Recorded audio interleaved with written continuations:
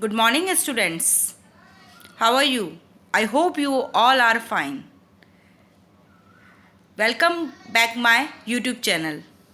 आज मैं आपके लिए मानव तंत्र की सीरीज़ में एक नया टॉपिक ह्यूमन एंडोक्राइन सिस्टम, मानव अंतःस्रावी तंत्र जो है वो लेकर आई हूँ। इसमें हम एंडोक्राइन सिस्टम जो है उनके बारे में पढ़ेंगे। ये लेक्चर जो है आपके सभी तरह के competitions exam 11th 12th class RBSE और CBSE हर तरह के एग्ज़ाम्स के लिए ये इम्पॉर्टेंट है। अगर आपको मेरा वीडियो पसंद आए तो प्लीज़ इसे लाइक और शेयर कीजिए और मेरे चैनल को सब्सक्राइब कीजिए ताकि मेरे आने वाले हर वीडियो की नोटिफिकेशन आपको मिलती रहे।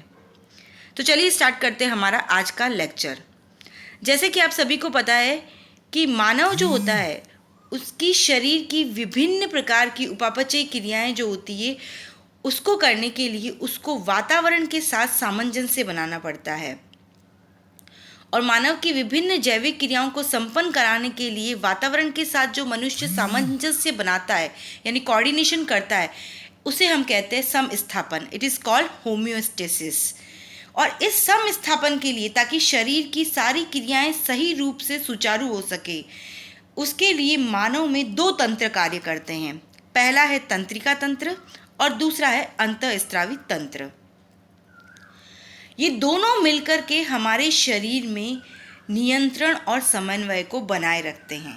यानी हमारे शरीर की जो भी एक्टिविटीज़ हो रही है उनमें ये क्या करते हैं, हेल्पफुल होते हैं। जैसे फॉर एग्जांपल मैं खाना खा रही हूँ तो इसका मतलब ये नहीं है कि मैं सिर्फ उस खाने को खा रही हूँ, मैं उस खाने को देख भी रही हूँ तो मेरी आइज़ भी वर्क कर रही है, ठीक है, उसकी स्मेल जा रही है तो मेरा नोज़ भी वर्क कर रहा है। उसके बाद में उसको हाथों से तोड़ रही हूँ तो मेरी बॉडी के जो पार्ट्स है वो भी वर्क कर रहे हैं। जब मैंने उस भोजन को खाया तो पाचन तंत्र भी कार्य करता है, मैं साथ में सांस भी ले रही हूँ, रक्त परिसंचरण तंत्र की क्रियाएं भी हो रही है।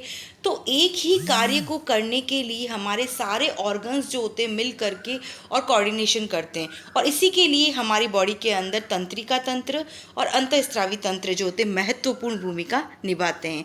इन दोनों के अध्ययन को कहा जाता है न्यूरो एंडोक्राइनोलॉजी। इस चैप्टर में हम एंडोक्राइन जो सिस्टम है इट मीन्स अंतःस्रावी तंत्र के बारे में पढ़ेंगे। तो मानव में अंतःस्रावी तंत्र अगर बात करें तो रासायनिक समन्वय के लिए ये एक बहुत ही महत्वपूर्ण भूमिका निभाता है।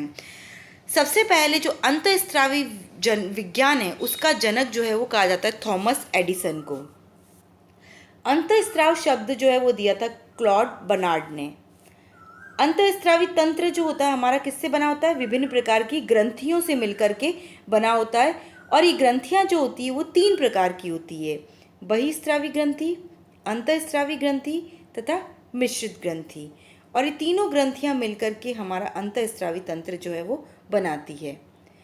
अब अगर हम बात करें सबसे पहले बहिस्रावी ग्रंथियां, तो बहिस्रावी ग्रंथियां क्या होती है, ऐसी ग्रंथियां जिनसे स्त्रावित रसायनों को ले जाने के लिए नलिकाएं पाई जाती है। यानी जिनका जो भी स्त्राव होगा इन ग्रंथियों का वो स्त्राव कुछ भी हो सकता है। फॉर एग्जांपल एंजाइम हो सकता है, लार हो सकता है, श्लेष्मा हो सकता है या अन्य तत्व जो है वो हो सकते हैं।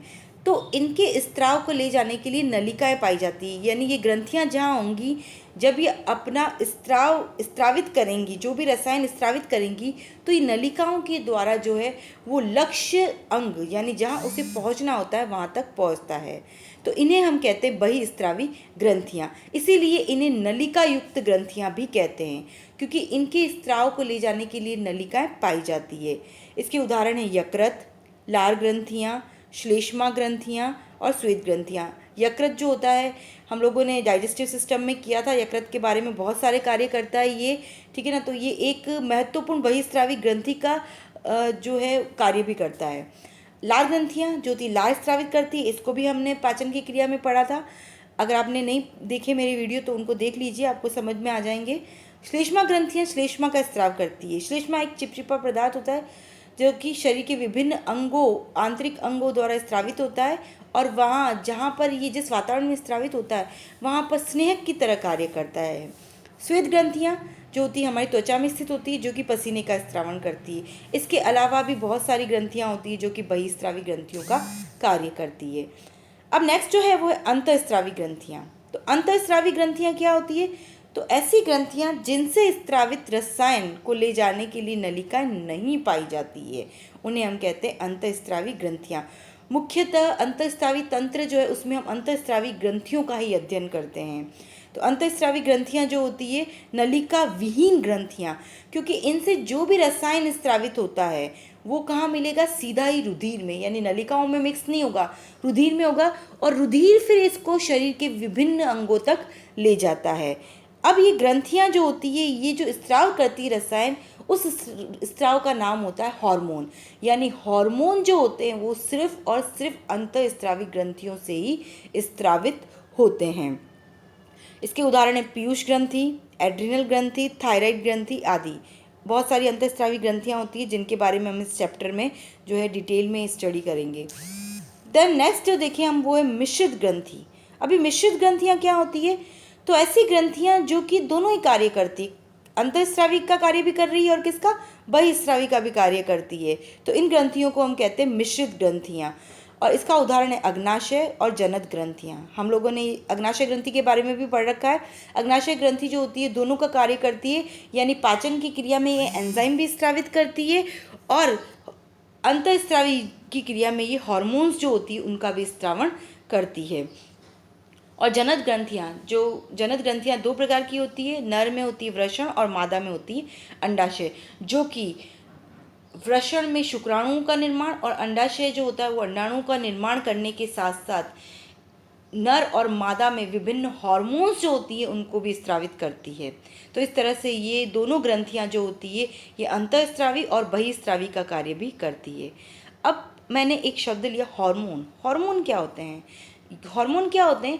ये रासायनिक संदेशवाहक होते हैं जो किससे स्रावित होते हैं? अंतःस्रावी ग्रंथियों से। तो हार्मोन का स्रावण सदैव ही अंतःस्रावी ग्रंथियों से होता है और ये रक्त द्वारा हमारे पूरे शरीर में क्या होते हैं? संचारित होते हैं। रासायनिक संदेशवाहक जो होते हैं इसकी तरह कार्य करते हैं, मतलब इनमें क्या होते हैं? संदेश निहित होते हैं और ये संदेश जो होते हैं ये पर्टिकुलर ऑर्गन तक ले जाते हैं जहाँ पर इनको ये जाना होता है और कार्य करना होता है, वहाँ पर स्रावित होता है। जैसे अभी मैं बताऊँगी आपको इसके बाद में कि एक हार्मोन होता है वैसोप्रेसिन। वो हार्मोन जो होता है वो स्रावित तो पिट्यूटरी ग्लैंड करती है, पीयूष ग्रंथि जो कि मस्तिष्क में स्थित होती है, लेकिन उस हार्मोन का कार्य हमारे किडनी तक होता है। तो इस तरह से ये हार्मोन जो होते हैं ये रक्त द्वारा हमारे पूरे शरीर में संचारित होते हैं। हार्मोन शब्द जो है उसको सबसे पहले दिया था स्टार्लिंग, साइंटिस्ट था स्टार्लिंग ने, और सबसे पहले खोजा गया हार्मोन जो था उसका नाम था सिक्रिटिन। और इस हार्मोन को बैलिस और स्टार्लिन ने ग्रहणी, जो कि किसका भाग है? छोटी आंत का प्रारंभिक भाग है जिसको ड्यूडिनम कहते हैं, उसकी श्लेष्मिक उपकला हमने पढ़ी थी। श्लेष्मिक उपकला म्यूकोसा लेयर जो सबसे अंदर वाली लेयर होती है उसकी उपकला की स्त्रावी कोशिकाओं से ये हार्मोन जो होता है वो प्राप्त किया जाता है और इस हार्मोन का नाम है सिक्रिटिन। तो सबसे पहला खोजा गया हार्मोन सिक्रिटिन था जिसको बैलिस और स्टार्लिंग ने ग्रहणी की श्लेष्मिक उपकला कोशिकाओं से प्राप्त किया था। अब हम पढ़ते हैं अंतःस्रावी तंत्र के बारे में, जिसमें हमने अंतःस्रावी ग्रंथियां हैं। तो आप ये देख सकते हैं अंतःस्रावी को दर्शाता हुआ चित्र है। तो अंतःस्रावी ग्रंथियां कौन कौन सी होती है? तो सबसे पहली है हाइपोथैलेमस, पीनियल ग्रंथि और पीयूष। ये तीन ग्रंथियां जो ऐसी होती है ये जो कहाँ स्थित होती है? मस्तिष्क में स्थित होती है। उसके बाद में आप देख रहे हैं ये जो है ये थायराइड ग्रंथि है। थायराइड ग्रंथि के ऊपर ही थायराइड ग्रंथि जो इसके साथ में ही पैराथायराइड ग्रंथि स्थित होती है। थायराइड ग्रंथि की जस्ट नीचे जो होती है थाइमस ग्रंथि होती है जो कि हमारे हृदय के पास में स्थित होती है। उसके बाद में अधिवृक्क ग्रंथि होती है जो कि हमारे हार्ट जो है जो हमारी किडनी है उसके ऊपर स्थित होती है, वृक्क के ऊपर होती है। फिर उसके बाद में अग्नाशय ग्रंथि है जो कि हमारी आहार नाल में ड्यूडिनम जो है उसकी गुहा में स्थित होती है, और अगर मादा है तो उनमें अंडाशय ग्रंथि स्थित होगी, और अगर नर है तो उसमें वृषण ग्रंथि जो है स्थित होगी। तो इस प्रकार हमारे शरीर में ये विभिन्न प्रकार की अंतःस्रावी ग्रंथियां जो होती है वो स्थित होती है, और ये सारी ग्रंथियां जो होती है ये हार्मोन का स्रावण करती है। इसको याद करना बहुत ही ईजी है। आप स्टार्टिंग अपने ब्रेन से स्टार्ट कर दिए और बॉडी के नीचे पार्ट तक ले जाइए तो आपको ईजिली सारी ग्रंथियों के नाम याद हो जाएंगे। कि जैसे मैं आपको बताती हूँ, सबसे पहले हाइपोथैलेमस और पीयूष ग्रंथि और पीनियल जो कि मैंने 6 नंबर पर रख रखी है, ये तीनों कहाँ होगी? ब्रेन में होगी। फिर हम नीचे ब्रेन से नीचे आएंगे गर्दन की तरफ, तो वहाँ पे कौन सी है? थायराइड, और थायराइड के साथ ही है पैराथायराइड ग्रंथि। फिर इसके बाद में हम और नीचे आएंगे तो कौन सी ग्रंथि स्थित है, हमारी थाइमस, जो कि कहाँ है, हमारे हार्ट के जस्ट ऊपर होती है। फिर उसके नीचे आएंगे तो हमारे आहार नाल है, वहाँ पे अग्नाशय ग्रंथि स्थित है। फिर वृक्क के पास में, वृक्क के ऊपर अधिवृक्क ग्रंथि, एड्रिनल ग्रंथि है। और लास्ट में जो है जनन ग्रंथियाँ, वृषण और अंडाशय जो है ये उदर गुहा में स्थित होती है। तो इस प्रकार से इन ग्रंथियों की स्थिति जो होती है हमारे शरीर में पाई जाती है। अब हम स्टार्ट कर रहे हैं, हमारी फर्स्ट ग्रंथि जो है वो है पीयूष ग्रंथि से स्टार्ट कर रहे हैं। तो पीयूष ग्रंथि जो होती है यह हमारे अग्र मस्तिष्क में इनफंडिबुलम द्वारा हाइपोथैलेमस से जुड़ी हुई होती है। हम देख सकते हैं ये मस्तिष्क की संरचना है, और ये मस्तिष्क की संरचना जो है इसमें ये वाला भाग जो है ये हाइपोथैलेमस को शो कर रहा है, और उसके नीचे ये लटकती हुई ग्रंथि दिख रही है आपको, और ये पिट्यूटरी ग्लैंड या पीयूष ग्रंथि। इसके साथ ही ये वाली ग्रंथि जो है ये है पीनियल ग्रंथि। तो ये 3 ग्रंथियाँ जो होती है ये हमारे मस्तिष्क में स्थित होती है। तो यह ग्रंथि हमारे अग्र मस्तिष्क में स्थित होती है इनफंडिबुलम द्वारा हाइपोथैलेमस। ये जहाँ से जुड़ी हुई है ये ग्रंथि आप डायग्राम में देख सकते हैं, ये इस तरह की संरचना दिखती है, और ये इनफंडिबुलम है, यहाँ से ये हाइपोथैलेमस से ये जुड़ी हुई है। और ये वाला भाग जो है नीचे वाला ये किसको दर्शा रहा है, पीयूष ग्रंथि जो है उसको दर्शा रहा है। पीयूष ग्रंथि कपाल की स्फिनोइड अस्थि की एक छिछले गर्त सैला टर्सिका में स्थित होती है। तो पीयूष ग्रंथि जो होती है हमारे कपाल जो होता है उसमें एक छिछला गर्त होता है, एक गर्त होता है मतलब कि नीचे धसा हुआ भाग होता है, उस धसे हुए भाग का नाम होता है सैला टर्सिका, उसके अंदर ये स्थित होती है। इसका निर्माण भ्रूण की एक्टोडर्म से होता है।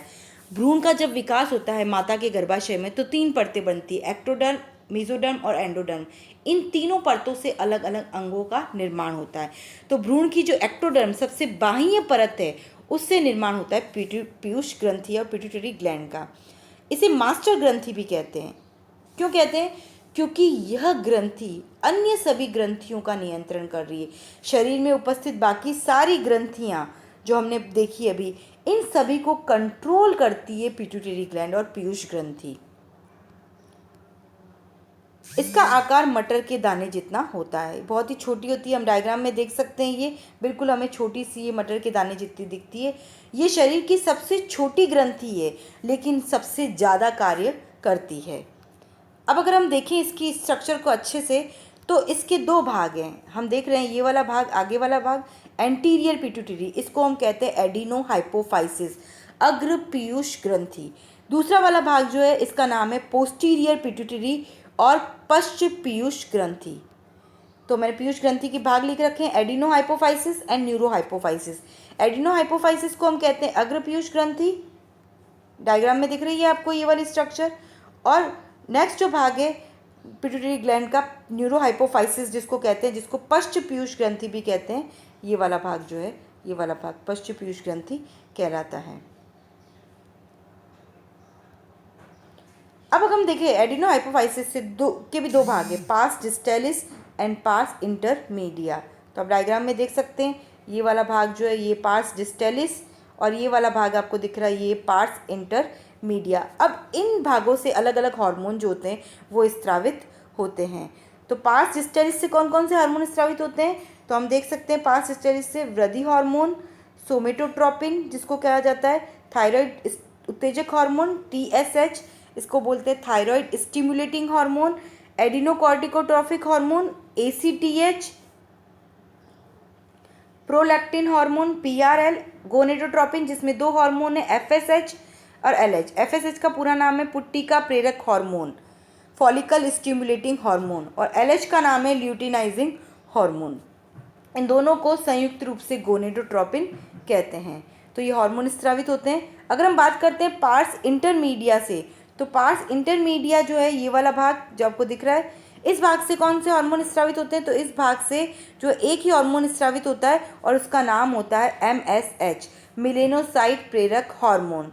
ये त्वचा वर्णक मेलानिन जो होता है उसका स्त्रवण को नियमन करता है। हमारी त्वचा में एक वर्णक पाया जाता है जिसका नाम होता है मेलानिन, जिसके कारण हमारी त्वचा का रंग होता है, और वो मेलानिन जो होता है उसको कंट्रोल करने वाला एक हार्मोन है जिसका नाम है मेलेनोसाइट प्रेरक हार्मोन, जो कि पिट्यूटरी ग्लैंड के पार्स इंटरमीडिया से स्रावित होता है। इसके बाद में हम देखें तो पिट्यूटरी ग्लैंड का दूसरा पार्ट जो है न्यूरोहाइपोफाइसिस, जिसको हम पश्च पीयूष ग्रंथि भी कहते हैं।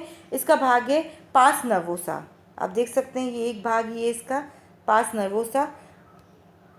यहाँ से जो हार्मोन स्रावित होता है वो होते हैं दो हार्मोन, वैसोप्रेसिन जिसका नाम है एक और एंटी डाईयूरेटिक हार्मोन ADH, और दूसरा हार्मोन जो है ऑक्सीटोसिन।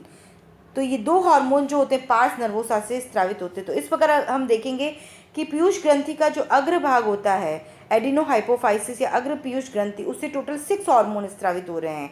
वृद्धि हार्मोन, थायराइड प्रतिजक hormone, adrenocorticotropic hormone, gonadotropic hormone, prolactin hormone, और पास इंटरमीडिया से MSH, यानी कुल जो है 6 हार्मोन स्रावित होते हैं। और अगर हम बात करें पास नर्वोसा से तो 2 हार्मोन स्रावित हो रहे हैं, वैसोप्रेसिन और ऑक्सीटोसिन। तो इस तरह से पिट्यूटरी ग्लैंड जो होती है वो शरीर की सबसे छोटी ग्रंथि है, लेकिन बहुत सारे हार्मोन स्रावित करती है जो हमारी बहुत सारी क्रियाओं को नियंत्रित करता है।